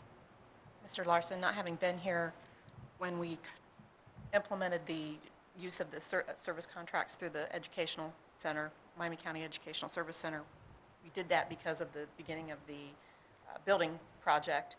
And with all the realignment and reassignment, we tried to make sure that we didn't have staff who were losing jobs as a result of that. So Yeah, so it's a good time to start a Exactly. And we're transition finishing that plan. up. Yeah. So yeah. just wanted to That's also a add good, that. that's a good thing to mention. Thank you. Old business? Item number 1 is recommend board approval of the third read of the policies that we have been touching base on basically the last 4 months. And if there's no questions, I propose that to the board.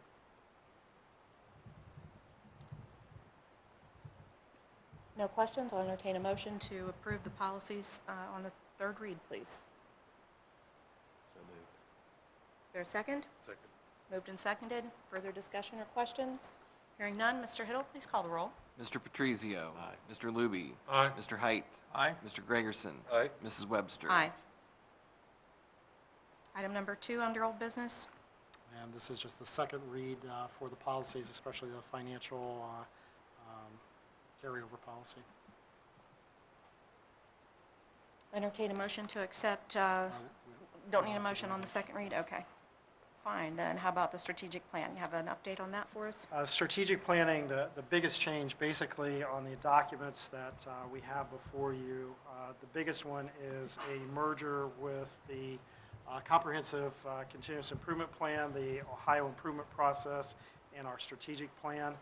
And I appreciate the work of Mr. Larson and the team that he's been working with on the Ohio improvement process, and the whole collaborative leadership team met just a few weeks ago. And the biggest thing you'll notice on the strategic plan that is different now, on the left-hand side under students and staff, everything lines up with what is on the Ohio improvement process and also what's on the continuous improvement plan. And so those first 2 columns, and if we go through that, basically under students, by 2018, pre-K through 12 students will be proficient at grade level mastery or higher in language arts, mathematics, social studies, science, as measured by district, state, and or national assessments. And then the objectives underneath, to use district benchmark assessment system to measure student content mastery. 100% of students will demonstrate growth toward grade level mastery on district benchmark assessment. 100% of students with disabilities will demonstrate a minimum of 1.5-year growth on district and state assessments. And 100% of students will have data folders or data collection systems that indicate the variety of assessment measures and student progress, with full implementation of that in the 16-17 school year. So if you notice, we used to have quite a bit of information in this with talking about Orton Gillingham and some of the other things we have in place. Notice we're not adding systems now. We're looking at student measurement, data collection devices, and really blending what we've learned through the Ohio improvement process this year. And then under staff, you can see by 2018, Piqua City School District will create a district-wide culture and a climate that promotes a proactive and positive learning environment for all students.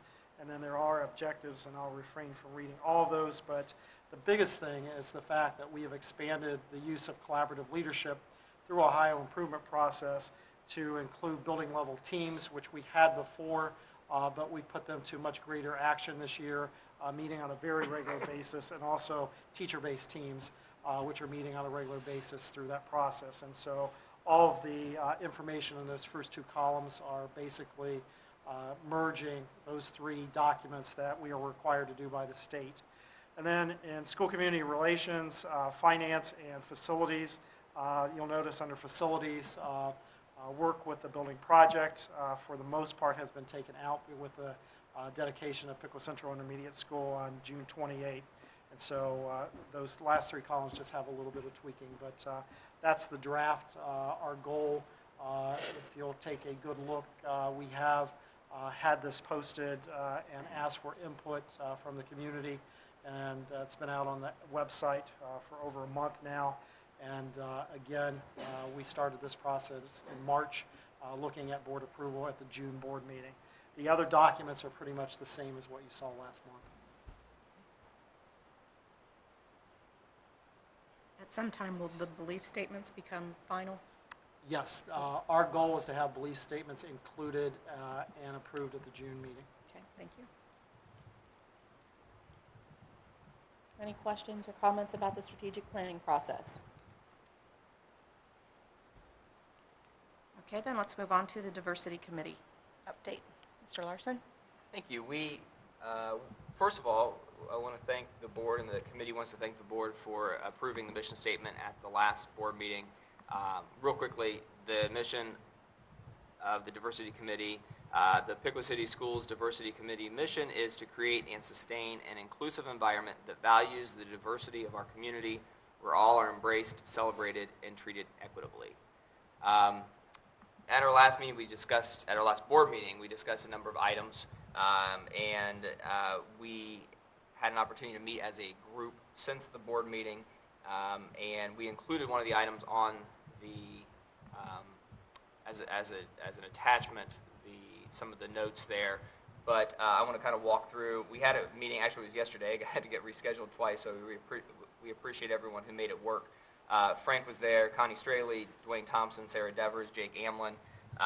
Unfortunately, Tony Riley and Larry Hamilton couldn't make it, but we discussed some of the questions that the board had from our last meeting, as well as some of the, trying to put some more details to some of the work that we are looking at doing. So we spent the majority of our time looking at the concept of the Hall of Fame in the Piqua High School Commons, and how that would go, how that would be processed, and what that would look like.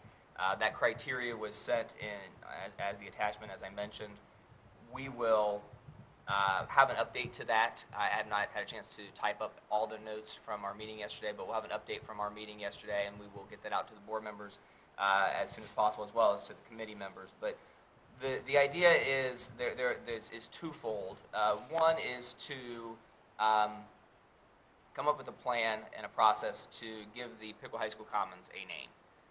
And the recommendation of the committee is to come up with a process in order to name the Commons reflecting someone of minority status who contributed here at Piqua City Schools. Be that a teacher, a board member, a student, someone who made a big impact here, as well as made a big impact post, if they're a student post high school success. We're talking about this process kind of unfolding this coming school year, and really using student groups to initiate that. So we have a few teachers that we're gonna approach. Unfortunately, one of them is resigning, so we have to find someone else. But a few teachers that we're gonna approach about making this a student-led project. And we've talked about not necessarily limiting it to one person, one name, and just because there are a lot of opportunities there, but having a process for students to work on, and a collaborative effort in which, in the end, there's an opportunity for kind of a public decision on that process. So those details are not really worked out specifically at this point, but we're definitely moving forward with that, and I think the framework there of it being student-centered and working with some staff members on that is definitely, I think, what's critical to what we want to do there.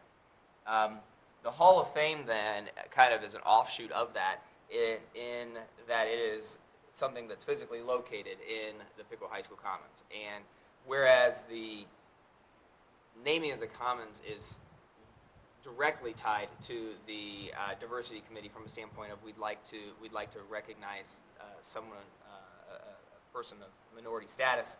The criteria for the Hall of Fame has nothing to do with a person's race, ethnicity, religion, or anything like that.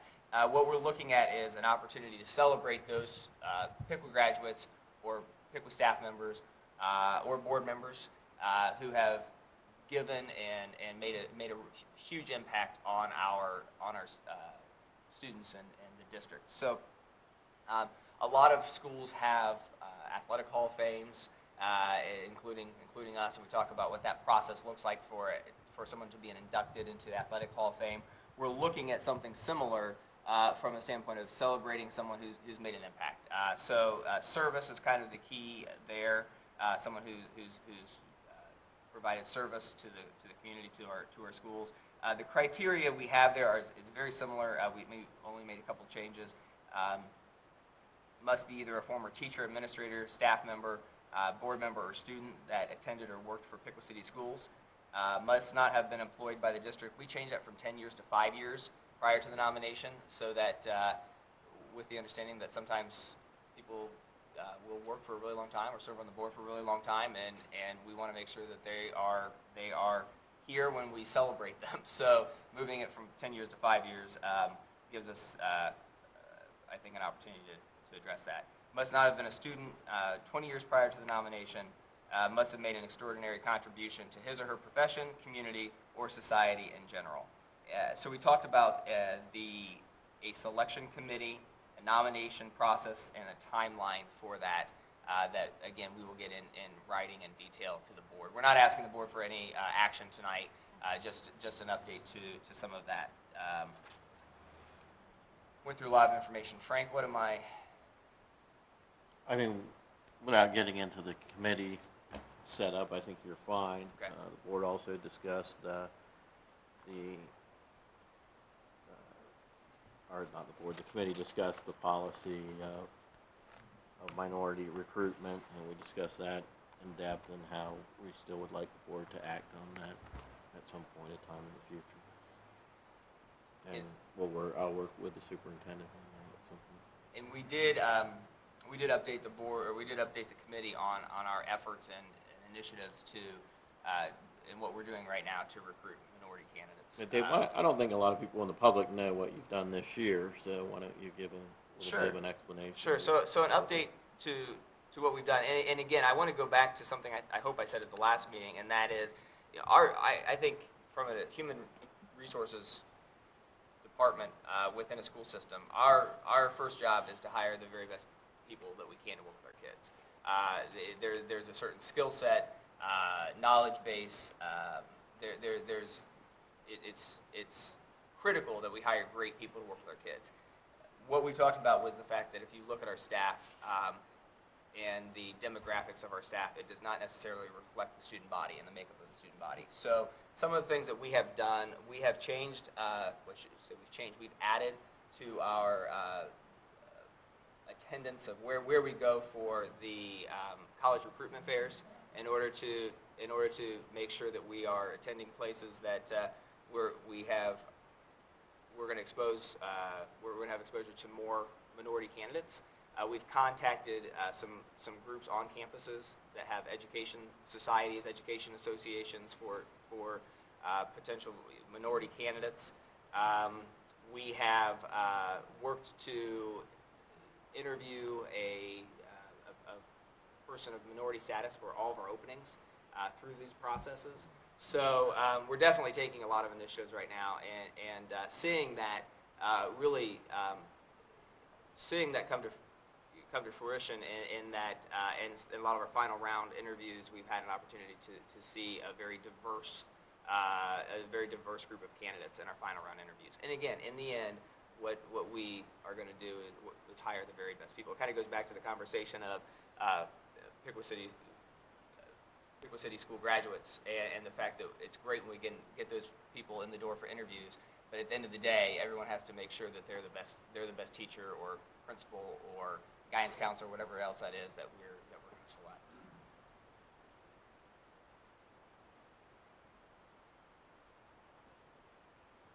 Anything else?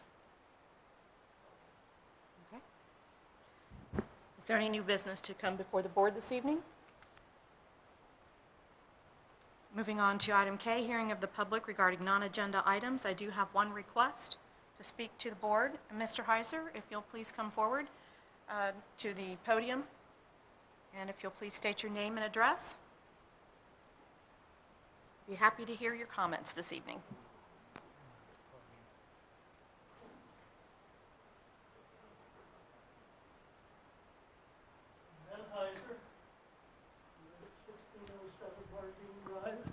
Piqua, and I am a graduate of Piqua High School, and I was on the facilities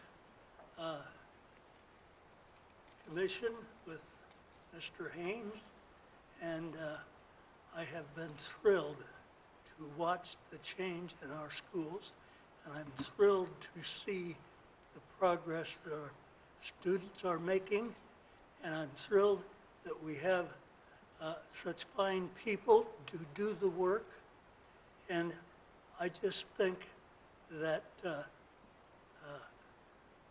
if there are any problems within the personnel of the school, wherever they may be, administration, teachers, or whatever, a little remark like, "Can I help you? What's your problem? Maybe we could work it out together. Let's work as a team. Let's don't be picking on each other and griping and grumbling and so forth." And the issue about the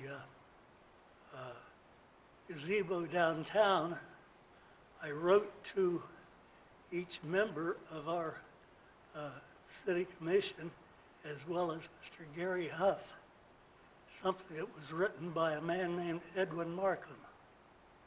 It said, "He drew a circle that closed me out, heretic, rebel, a thing to flout. But love and I had the will to win. We drew a circle to close him in." That's all. Thank you. Thank you, sir.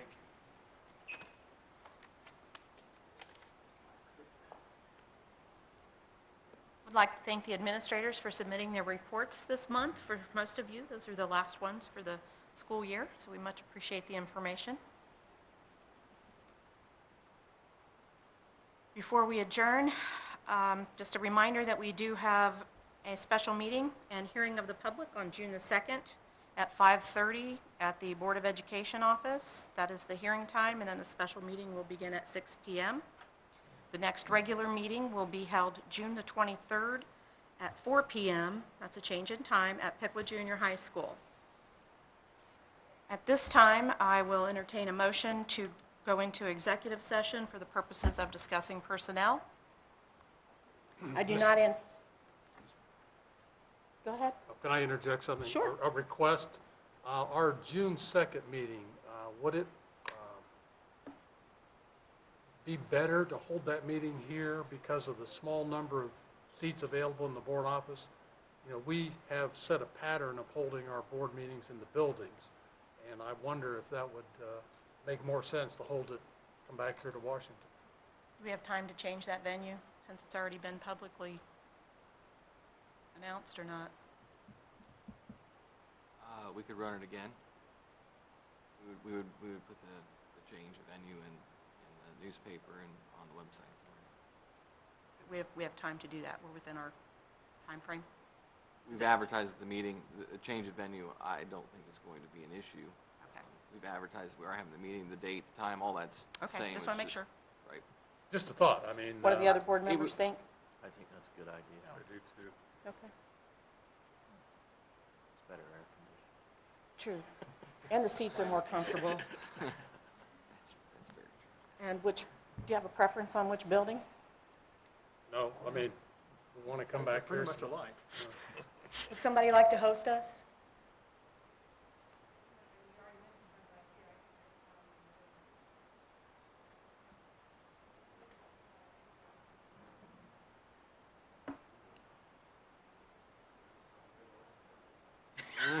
I hope not. How about if we do it at the high school? High school's fine. Okay. Would you like to? CPA. In the CPA? Sure. Time is at 5:30 CPA. in the CPA. So And we're going Ms. to have a motion to change that to the CPA. I think Mr. Luby made that motion. Is there a second? Second. It's been moved and seconded. Any further discussion or questions? Hearing none, Mr. Hiddle, will you please call the roll? Mr. Gregerson. Aye. Mr. Height. Aye. Mr. Luby. Aye. Mr. Patrizio. Aye. Mrs. Webster. Aye. Any other business to come before the board?